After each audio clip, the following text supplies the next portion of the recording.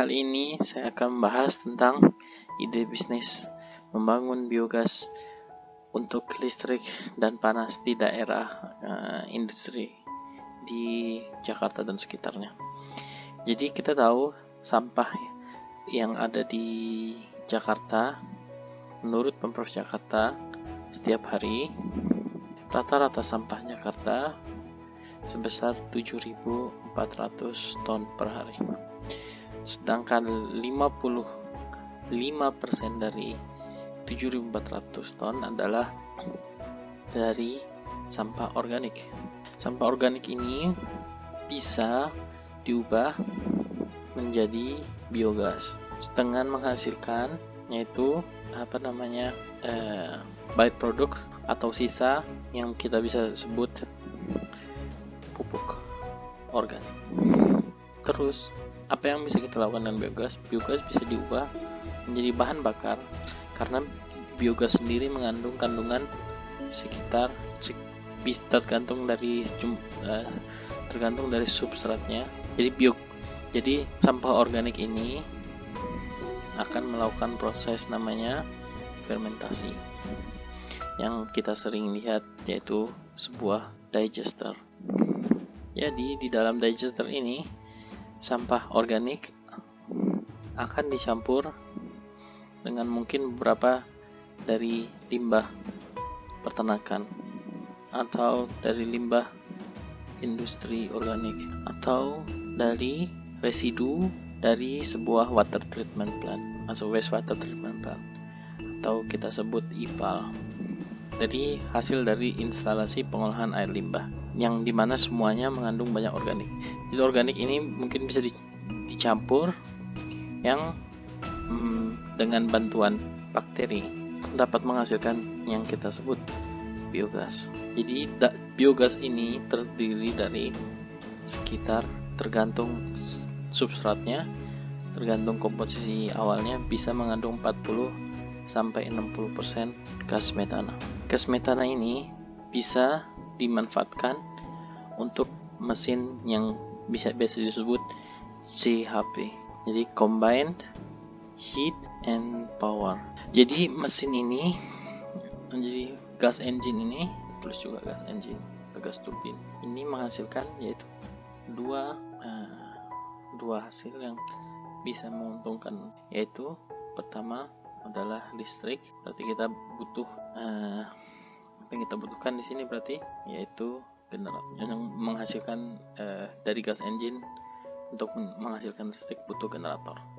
Sedangkan yang kedua adalah itu panas. Jadi dalam gas engine ini biogas akan dibakar yang menghasilkan yang bisa memutar sebuah turbin. Nah, turbin ini bisa menghasilkan listrik dengan generator. Nah, kalau kita butuhnya panas bisa juga berarti, tapi kita membutuhkan satu yaitu medium. Jadi kita di sini adalah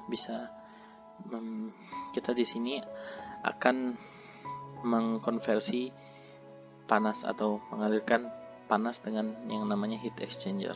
Jadi di heat exchanger ini panas akan dialirkan ke sebuah medium yang diinginkan untuk menjadi panas, biasanya yaitu air. Jadi air dipanaskan dengan dengan engine ini dari air yang suhunya normalnya sekitar 20 derajat ke suhu air yang bisa mencapai 150 derajat dengan tekanan yang tinggi. Dengan begitu air bisa sepanas ini. Jadi apa gunanya? Yaitu listrik dan panas akan digunakan untuk keperluan yaitu kebutuhan industri. Kenapa aku milih industri? Karena kalau dalam target strategiku yang yang mungkin masih bisa dia implementasikan di daerah Jakarta. Jadi kita tahu sendiri ada dua daerah yang menurut saya paling dekat yang bisa diimplementasikan. Pertama yaitu ini berdasarkan dari foto Google, yaitu ini daerah kawasan industri Pulau Gadung. Daerah yang sangat besar. Di daerah ini membutuhkan energi dan panas. ya. Dan di industri Pulau Gadung ini juga punya moto Eco Green, dimana mereka ingin meningkatkan yaitu tentang kesadaran akan lingkungan, tinggi kesadaran akan lingkungan, di environmental friendly lah, eco friendly. Nah, ini bisa kita supply dengan panas dan dan biogas yang bisa supply listrik dan panas. Jadi salah satunya di sini. Cuman masalahnya, kekurangannya adalah lahan, pencarian lahan yang susah karena daerah padat dan harganya mungkin mahal. Tapi kelebihannya adalah tengah kota. Jadi sampah yang sudah dikumpulkan di setiap daerah Jakarta bisa langsung lewat tol. Ya, di sini ada jalur tol yang langsung dekat yang sudah siap. Di sini ada jalur tol, jadi bisa langsung di sini disampaikan semua sampahnya. Jadi pengurangan sampah yang datang ke Bantar Gebang. Apa yang membedakan kenapa di sini? Di sini karena ada jalan tol dan di tengah kota. Sedangkan daerah yang kedua yang saya target adalah di sekitar atau di daerah yang masih kosong atau yang banyak mungkin masih banyak lahannya, yaitu daerah sini. Kenapa daerah sini? Karena saya pikir ketika mobil normalnya mobil akan jalan dari Jakarta lewat tol mungkin untuk mengantarkan ke Bantar Gebang. Nah, ya, di sini adalah di sini adalah tempat pembuangan sampah terakhir. Jadi dengan adanya ini berarti mobil akan melewati tol Cikampek mungkin sampai daerah sebelum Bekasi, dan di sini bakal di jalur jalan tol atau jalan ini yang lalu panasnya akan menyuplai daerah industri Jababeka. Jadi dari sini, dari daerah biogas plant ke daerah kawasan industri akan ada jarak sekitar beberapa kilo. Jadi untuk itu dibutuhkan yang namanya pipe atau pipa atau pemipaan dari daerah biogas ke daerah ini yang bisa mencapai sekitar, kalau saya lihat di sini, kalau segini 2 km ya mungkin 10 km maksimal, 10-15 km pipa gas ini, atau bisa juga pipa air panas ini akan menyuplai air panas atau panas dan listrik yaitu kabel ke kawasan industri di Jawa. Jadi kelebihannya ini adalah lahan yang masih kosong dan daerah yang masih luas atau masih banyak tempat yang bisa dicari, daerah yang belum padat, jadi lebih gampang untuk membangunnya. Kekurangannya yaitu jauh dari tempat kawasan industri dan jauh dari Jakarta, jadi harus keluar Jakarta dulu, jadi habis di ongkos transport mungkin. Tapi dengan ini bisa juga daerah ini untuk membantu untuk mengurangi sampah yang sudah ada di yang berasal dari Bantar Gebang, bisa juga dikirim ke biogas ini. Jadi pengurangan sampah daerah Bantar Gebang. Lalu apa kelebihan juga? Kelebihan salah satunya juga sampah organik dari kawasan industri juga bisa disuplai untuk ke biogas itu sendiri. Dan begitu ada sinergi pengolahan sampah.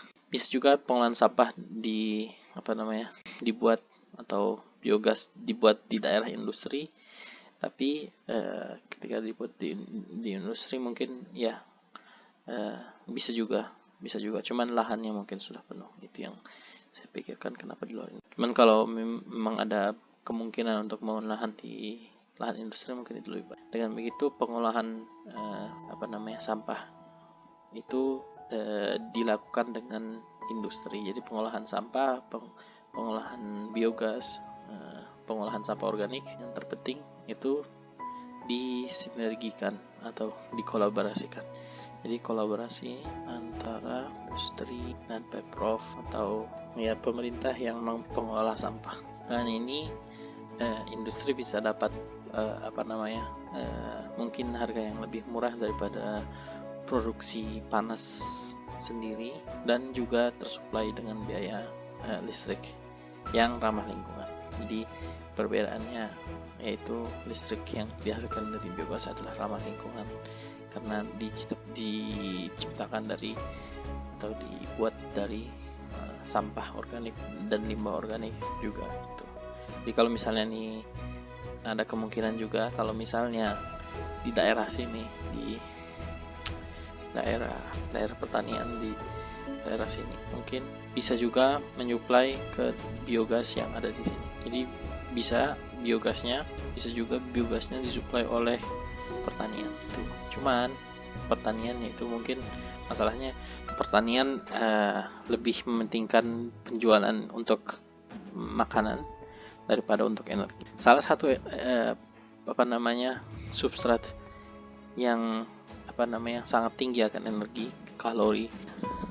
Substrat dengan kalori biogas yang tinggi adalah jagung.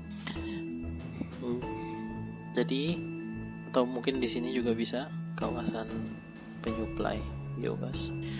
Jagung itu salah satu tanaman yang paling tinggi akan kadar organiknya yang bisa diubah ke biogas.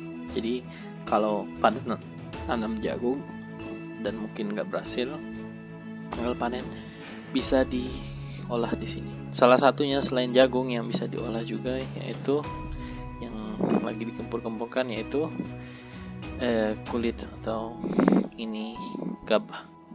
Jadi sisa gabah yang ada di pertanian yang biasanya dibuang atau dibakar itu bisa dikumpulkan untuk diolah ke biogas.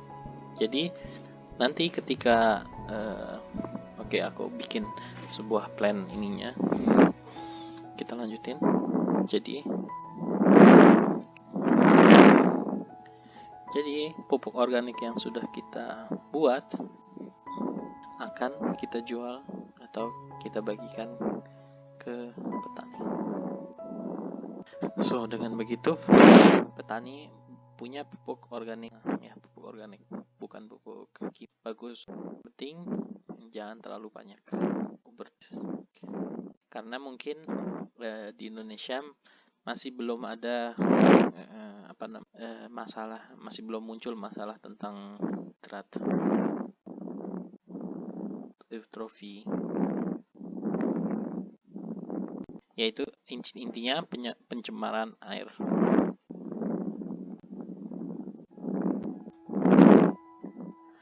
Pencemaran air ini terjadi karena overdosis penggunaan pupuk, dan salah satu lainnya yaitu tidak bagusnya pengolahan limbah air. Limbah air itu sebelumnya harusnya diolah. Nah, jadi ini plannya. Jadi dari limbah peternakan, limbah pertanian, limbah industri, sampah organik atau sampah ini, jadi tujuannya sebenarnya adalah pengurangan sampah yang ada di Bantar Gebang, atau pengurangan sampah yang menuju ke Bantar Gebang dengan memanfaatkan fermentasi yang menghasilkan biogas dan ujung-ujungnya menghasilkan listrik tanpa panas mungkin. Nah, panas mungkin masih belum, mungkin bisa juga dijual ke rakyat, ke masyarakat mungkin. Cuman jadi untuk masak-masak orang sudah bisa menggunakan air panas yang mungkin suhunya 70 derajat, jadi memasak airnya lebih cepat gitu.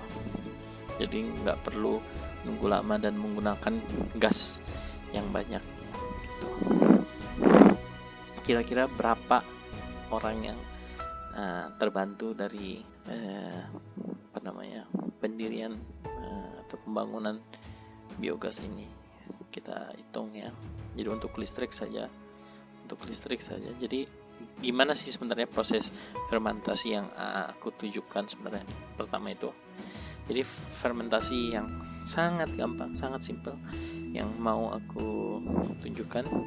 Jadi ada banyak contoh proses fermentasi yang agak ribet. Di sini adalah contoh fermentasi yang mudah dibangun dan investasinya rendah. Jadi namanya adalah fermentasi garasi. Jadi seperti bentuk garasi. Jadi ini kotak itu adalah bentuknya seperti garasi mobil. Kalau kita bilang panjang, di garasi ini dimasuk oleh mobil bulldozer atau bisa mengangkut sampahnya. Ini adalah, dan sampah ini ditumpuk lalu ditutup ya, sebenarnya pintu fermenter door ditutup dan dipanaskan. Jadi panaskannya dari mana? Dipanaskannya dari ini, dari mesin gas engine yang menghasilkan panas dan listrik. Jadi panasnya pertama digunakan untuk proses fermentasi dan sisanya untuk dijual. Jadi penjualan air panas atau suhu panasnya. Suhu panasnya bisa dijual dengan air atau misalnya kalau misalnya mau yang lebih tinggi itu minyak panas. Minyak panas ini bisa diolah di industri untuk keperluan pemanasan sesuatu. Untuk memanaskan daerah, misalnya memanaskan ruangan, memanaskan kamar, atau untuk industri teh, misalnya butuh air panas. Itu juga industri susu, pasteurisasi, banyak macam-macam industri makanan, contoh banyak yang membutuhkan air panas. Air panas ini bisa digunakan di daerah industri. Bedanya yaitu ini eco-friendly. Kalau misalnya kita tahu yang banyak juga yang bisa dipakai di daerah industri, yaitu misalnya dari batu bara ya, pembangkit listrik tenaga uap atau dari batu bara, itu juga menghasilkan panas dan banyak yang listrik. Dan panas ini bisa juga digunakan di industri, atau bisa juga panasnya digunakan, bisa juga panasnya dikurangi atau tidak digunakan juga, macam-macam untuk batu bara. Ya kalau batu bara yang kita tahu dia kan menghasilkan CO2 karbon dioksida, karena ini kita harus hindari karena dia salah satu gas rumah kaca. Apa itu gas rumah kaca? Itu gas yang membuat bumi kita lebih panas. Nah, gas ini yang bikin klima ya, panasnya, perubahan iklim ya. Jadi kita balik lagi, jadi sampahnya akan didiamkan selama 6 minggu atau 6-5 minggu untuk proses fermentasi. Makanya itu karena ini adalah sebuah batch proses, jadi ada batch pertama, ada batch kedua. Maka untuk menghasilkan sebuah yang kontinu atau sebuah mesin yang ada produksi yang stabil, maka dibutuhkan paralel. Jadi ketika fermentasi dimulai, sebelum fermentasinya habis ya.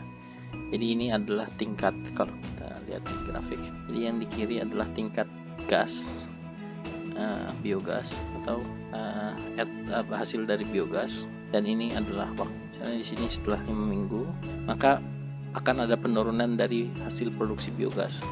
Sebelum penurunan itu habis, makanya kita jadi seminggu setelah ini diisi dan dimulai proses fermentasinya, seminggu setelahnya, kita lihat seminggu, maka kita sudah memulai lagi proses yang kedua, batch kedua, terus lagi batch yang ketiga. Jadi sebelum ininya habis, maka mulai lagi batch ketiga. Jadi kira-kira begitu ya. Dengan begitu kita minimal ujung-ujungnya kita punya produksi biogas yang kurang lebih stabil. Jadi begini nanti. Dengan dengan syarat yaitu substrat atau ini kalau kita bilang substrat itu jumlah yang masuk, jumlah sampah yang masuk, jumlah substrat yang masuk stabil. So, jadi panas. Jadi prosesnya ketika kita masukin, lalu akan disemprot, ini namanya penyemprot. Nah, di semprotan ini ada bakteri, mengandung bakteri. Nah, bakteri ini adalah bakteri yang disaring atau yang ada dari batch yang sebelumnya atau dari proses sebelumnya. Jadi ketika mikrobanya disemprot di atas sampah, di sini disaring. Jadi mikroba kan jatuh dari atas ke bawah, disaring, difilter. Jadi ujung-ujungnya disambung ke ujungnya ada air di sini ya. Di sini ada air. Jadi airnya ini adalah air yang mengandung banyak mikroba dan banyak organik juga. Jadi organik material. Nah, organik material ini diubah juga menjadi biogas juga sebenarnya. Di sini adalah proses penghasil biogas di sini juga. Jadi biogas yang di sini diproduksi juga di sini akan dikumpulkan. Biogasnya nanti disalurkan ke jadi biogasnya ini disalurkan ke mesin generatornya. Jadi pemanfaatan biogas yang menghasilkan panas dan listrik. Jadi panasnya dari ini yang tadi udah saya jelaskan, yaitu juga untuk membantu proses fermentasi, karena proses fermentasi terjadi pada suhu tergantung, jadi bisa 40 sampai 60 derajat tergantung bakterinya, tapi biasanya sekitar segini atau bahkan bisa lebih kurang lagi, mungkin 30 ya. Dan begitu prosesnya akan lebih cepat. Oke. Jadi saya jelaskan udah ya, namanya perkolat. Nah, makanya itu ini garasinya kalau kita lihat ya agak miring. Kenapa? Biar nanti airnya mengalir ke sini, ke tangki penempatan perkolatnya.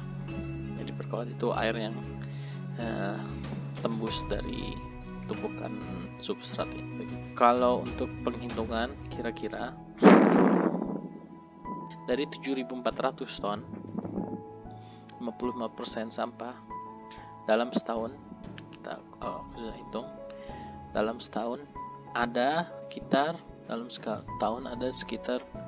2,7 juta ton sampah dihasilkan. Dari 2,7 juta ton, setengahnya ya hampir kira-kira bisa jadi bahan sampah organik. Jadi atau sekitar hampir dari setengahnya ya, 1, sampah organik. Jadi setiap 18 ton sampah organik menghasilkan sekitar 3.500 kWh listrik, atau setara dengan listrik satu keluarga untuk per tahun ya. Jadi 18 ton bisa menghasilkan listrik untuk satu keluarga yang sekitar 300.500 kWh ya. Berarti berapa keluarga yang kita bisa bantu di supply kalau kita misalnya membantu keluarga, padahal kita tujuannya yaitu ya untuk membantu daerah industri. Kalau kita simpulkan untuk keluarga yang menerima listrik atau menerima, ya kalau ini untuk menerima listrik, berapa keluarga yang bisa menerima listrik, jumlah keluarga itu sekitar 7 jadi 75.000 keluarga bisa diuntungkan dari listrik yang dihasilkan dari 18 ton atau dari sekitar 1,35 juta ton sampah organik. Dari sini kita bisa menghitung, dan yang kita tahu dari PLN itu PLN mau membeli listrik dari biogas seharga 1.400 kWh kira-kira. Jadi kira-kira untuk satu keluarga keuntungan yang didapat per tahun kira-kira sekitar 5 juta rupiah atau 4.900.000 rupiah untuk total per tahun. Jadi total seluruh keluarga yang diuntungkan untuk 75.000 keluarga, yaitu keuntungannya sekitar 367,5 miliar rupiah. Keuntungan ini adalah keuntungan yang kita ambil berdasarkan kalau kita menjual listriknya ke masyarakat gitu. Kalau kita menjualnya ke industri, mungkin untungnya akan lebih sedikit, tapi kita juga bisa menjual salah satu byproductnya yaitu panas ke industri itu untuk air panas ke industri makanan dan minuman contohnya. Jadi kira-kira investasi yang dibutuhkan untuk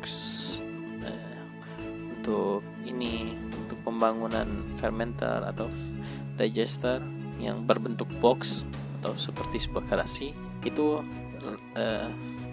tidak terlalu mahal tetapi yang mahalnya adalah di mesin engine-nya atau gas engine-nya dan generatornya yang bisa menghasilkan listrik dan menyalurkan atau heat exchanger-nya yang menyalurkan panas. Nah, ini kira-kira investasi termasuk tempat.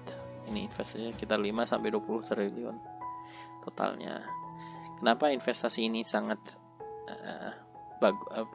kenapa investasi dalam biogas bagus? Karena pertama, kalau kita bandingin dengan pembangkit listrik yang lainnya, yaitu misalnya pembangkit yang kalau di sini PLTBS atau pembangkit listrik tenaga biogas, PLTBM pembangkit listrik tenaga biomasa, PLTB tenaga angin atau tenaga surya.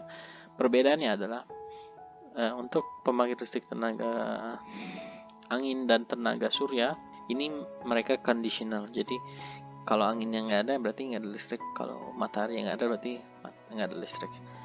Sedangkan ini duanya, so dari biomasa dan biogas itu bisa menghasilkan listrik yang stabil. Bedanya yaitu kalau yang biomasa ini masih sebagai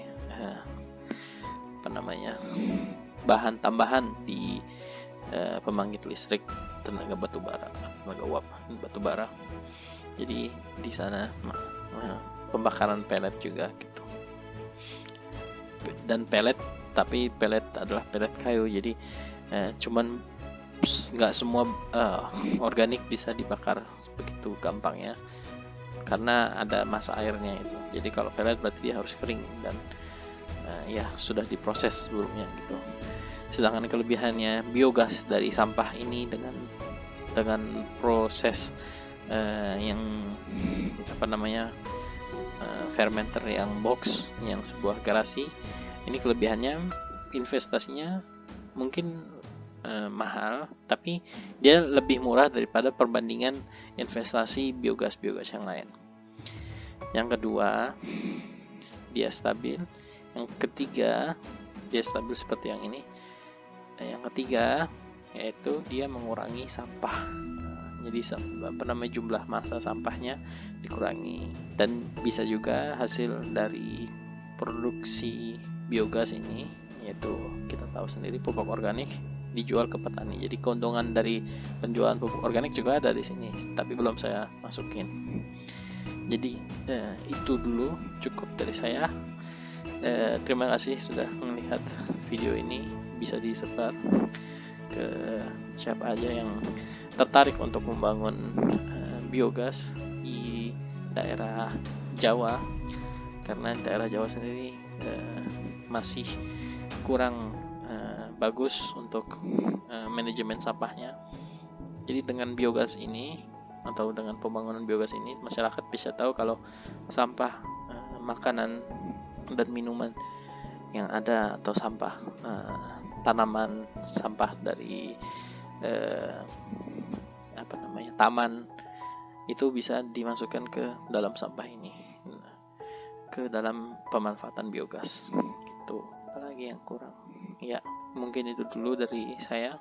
Jadi ini adalah biogas untuk listrik dan energi panas di Jakarta. Terima kasih kritik dan saran. Silahkan komen di bawah.